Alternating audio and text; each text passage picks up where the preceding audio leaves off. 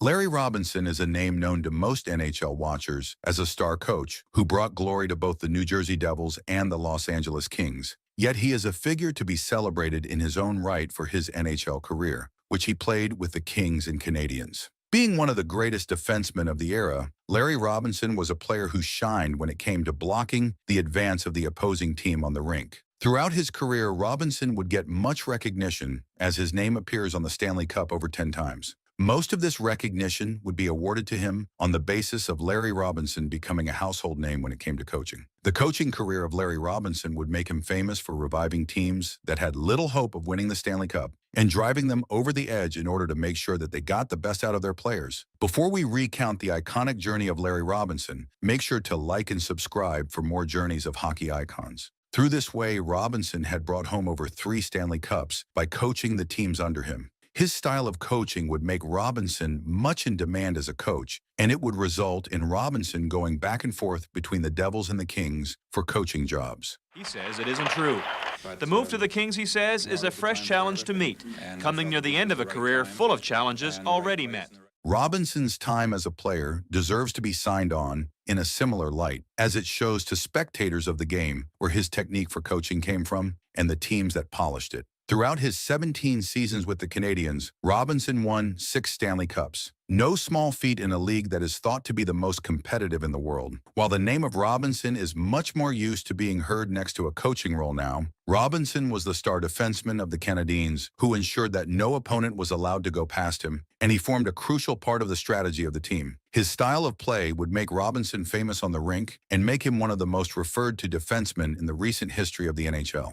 Eventually, this would turn into a teaching position that would make his name be associated with coaching. Let's recount the journey of this amazing star on the rink and look at the troubles he had to go through to get to the place where he is today. Starting his junior career with the Junior A hockey with the Brockville Braves of the CJHL and Major Junior in the Ontario Hockey League with the Kitchener Rangers. For any player, junior play early into their career can be a massive boost for them, as it means that they are developing their skills and abilities right as their body develops. This gives them a massive leap over those who have just started with others. Robinson's early career would lay on the groundwork for how he would play during his time in the NHL. Robinson was allowed to build up his skills in an environment that was much lower stakes than the NHL, and one allowed for mistakes to be made time and time again. This gave him the space to grow as a player. When he would eventually make his debut in the NHL, Robinson was much used to the environment of professional leagues, when to put his best forward, as opposed to someone who would just be joining the league for the first time. This allowed Robinson to join the NHL running team when he eventually did so. For Larry Robinson, being an ice hockey player from a young age meant that he could build up skills quickly and build up a viable path to the NHL, which was just what he did. Larry Robinson would make his debut in the NHL with the Montreal Canadiens. This would be his team for most of his active playing career, as Robinson would stick with the Canadiens for 17 of his 20 playing seasons. The Canadiens would become his new home, and they would be grateful to have him. Robinson added intensely to the team as a defenseman and made sure that he was always on guard against attacks. The Canadiens are a much decorated team in today's time, but when Robinson joined them, they were not so. The team was on an upward trajectory, but this momentum could just as well be lost if the players did not know how to adequately perform their roles and deliver crushing blow after blow to their opponents. In this case, it was crucial that players like Robinson were recruited to the team in an effort to make sure that the Canadiens were competitive for the Stanley Cup and knew how to best conduct themselves to get the maximum advantage they could of their players, both in the long and short term. A giant of a man at 6'4" and 225 pounds, Robinson was uniquely suited to the role of a defenseman. Pair this with his speed and agility, and you have a highly mobile defenseman who moves all around the rink at lightning speed, is able to catch up to his opponents and stun them in the process.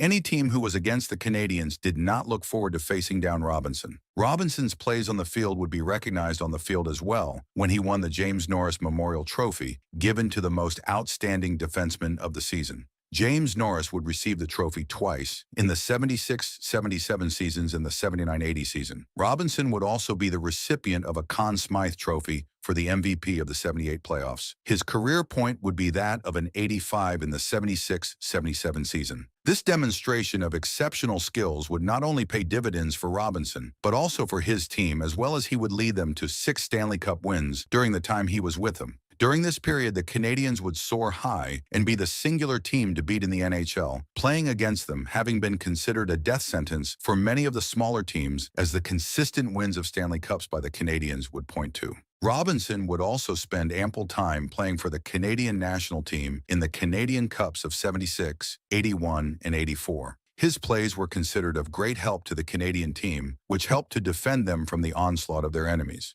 Robinson held the NHL record for playing the consecutive playoffs alongside Nicholas Lidstrom for 20 seasons. The national Canadian team would enjoy its years of peak prestige during these years. They're thinking it more than likely is if something happens to Michigan, then they have somebody with experience to go in. These plays and speed of Robinson as a star defenseman are some things that have been recognized by the NHL as well, with him being inducted into the Hockey Hall of Fame in the year 1995.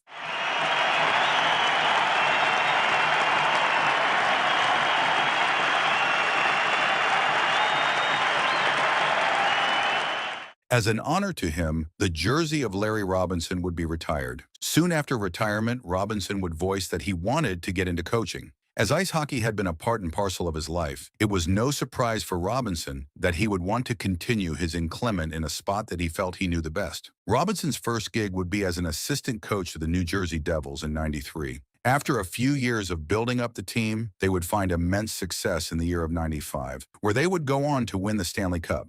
Following the Stanley Cup win of the Devils, the skills of Robinson would come to be recognized more and more, as he would then be hired as the head coach of the Los Angeles Kings. For the next few years, Robinson would be recognized as a star coach, as he would go back and forth between the New Jersey Devils and the Los Angeles Kings, both of whom would boost his profile considerably. Robinson would lead the New Jersey Devils to a Stanley Cup in 2000. This would be his first time winning the Stanley Cup as a head coach for any team. He would win a final Stanley Cup for the Devils in the year 2003. This being his 9th. A 10th Stanley Snollery Cup is also attributed to the name of the Boston Bruins in 2019, where Robinson serves as a senior consultant to hockey operations. Throughout his career, there are 10 Stanley Cups that have been attributed to Robinson, a massive feat of any player. And this only shows the skill and hard work that had gone in from the side of Larry Robinson, where he excelled as a player, but did not let that stop him. To most players, having their name on the Stanley Cup for just one time would be the greatest moment of their lives. To have this honor over 10 times only shows what kind of play Larry Robinson was, and the prowess appreciated to him in terms of everything.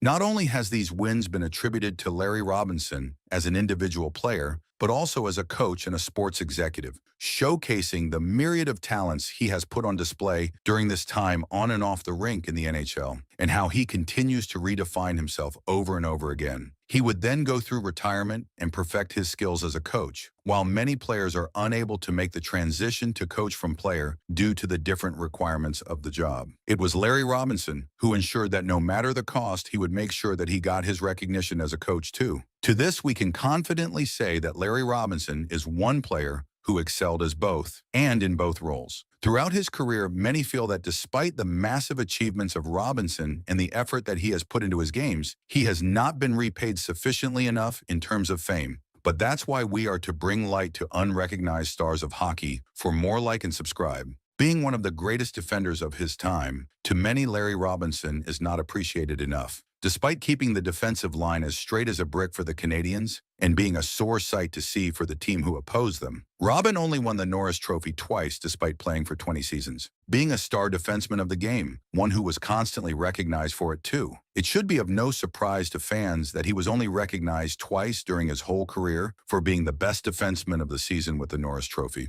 This has outraged many fans who have oftentimes argued that the league has been biased against Robinson and has not given him the recognition that he so clearly deserves, rather choosing to see him as coach much over the star play that he was, while on the other hand, may accolade his playing skills and his merit on the field that saw him bringing Stanley Cup after Stanley Cup to the Canadiens during the time that he played for them. He was also active during the time of great defensemen, where choosing one single greatest defenseman in the league was an extremely tough and demeaning job that was not an easy post. It can be argued that there is some merit to this argument, as Robinson played during the same time as that of Bobby Orr, Dennis Potvin, and Bart Park, all great and meaningful defensemen who set the standards for the generations to come on how plays for defense should be conducted. The obvious saturation of the field in terms of great defense plays made it difficult for one defenseman to crowd out all of the awards, and this applied to Robinson too. When faced with such still competition with recognizing who the best player for their defensive side was, Robinson often ended up on the side that lost out this game of luck. In fact, being recognized during the era of such a great defenseman was an honor in itself for a player like Robinson, as it showed his worth. Despite this, if Robinson played during any other period in NHL history, many believe that he would get much more recognition in terms of medals and trophies from the league, as the field would be much less crowded in terms of the competition he would have to face. Others have also argued that the Norris Trophy voting also preferred offensive plays over defensive prowess. This specifically went against the style of play being championed by Keons, as his strength lay in shutdown defense. While a player like Robinson was no pushover when it came to offense, he would much rather prefer defensive styles of play, as that would mean that Norris would have gotten better on the field. The pattern over being awarded the Norris Trophy that has been observed in recent times is that the trophy has consistently been preferred to those who have an offensive style of play on the run. This is not very much in line with the strengths of Robinson, who was much more of an offensive player and knew where his strengths lay in the meeting. Robinson also suffered from a number of injuries in his career that made him unable to be at peak performance in certain seasons. This would have affected his chances for winning a Norris Trophy and would have hurt his chances for being recognized as well. Robinson's style of play was a unique and aggressive one, where he defined his side with his whole body weight and laid the pressure on whoever was coming up against him. While this style of play earned him many dividends, at times it was subject to a lot of criticism as well, such as in a '76 playoff game against the Flyers, in which Robinson sent their forward Gary Dornhoefer flying into the boards so hard that the boards broke. Larry Robinson's career is a testament to the ability of a player to reinvent oneself and still perseveres in the ever-changing environment of the NHL. From being a defenseman in an era where the saturation of great defensemen was perhaps at this grestat in the history of the NHL, to completely reinventing himself as a coach, Larry Robinson showed that reinvention is not only a part of life, but a part of the sport of ice hockey as well. Yet this reinvention does not come without troubles. Most players have a difficult time adjusting to the lifestyle of coaching after they have left their playing days. And it was a similar effort for Robinson, who had difficulties settling into his lifestyle. Robinson would work hard to rectify this flaw of his by working hard on his behavior, changing it for the better to the point where he was now the go-to coach for both the Devils and the Kings, leading them both to Stanley Cups. The lifespan of a player on the rink is not long by most accounts. While Robinson played for 20 seasons, that's still an amount more than most players. This is a very short time span when compared to other traditional careers. Yet Robinson made sure to give it his all. During his time with the Canadiens, 6 Stanley Cup trophies were brought home.